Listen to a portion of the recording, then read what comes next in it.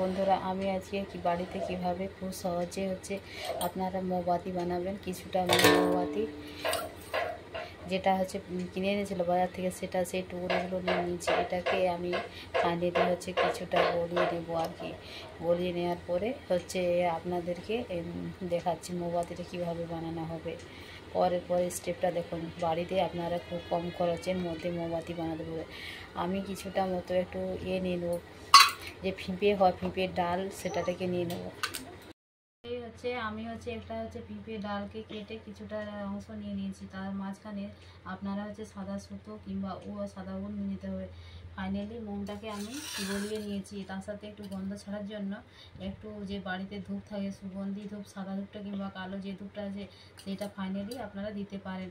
আমি কালো যে ধূপটা, সেই ধূপটা দিয়েছি। এটা বাড়িতে আপনারা একবার ট্রাই করে দেবেন। এতটা সুন্দর বাড়িতে মোমটা বানানো যায়।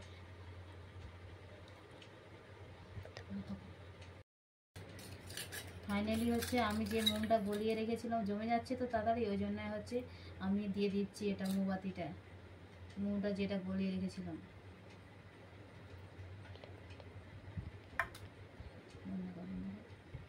ফাইনালি আমি 10-15 মিনিট পরে এটা মোমটা পুরোটা শুকনো হয়ে গেছে।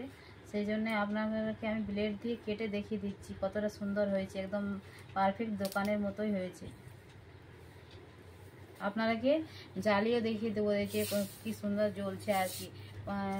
ফাইনালি যদি ভালো লাগে প্লিজ আমার চ্যানেলটাকে সাবস্ক্রাইব করেন। ভিডিওটা পুরোটা দেখবেন, স্কিপ করে দেখবেন না বন্ধুরা।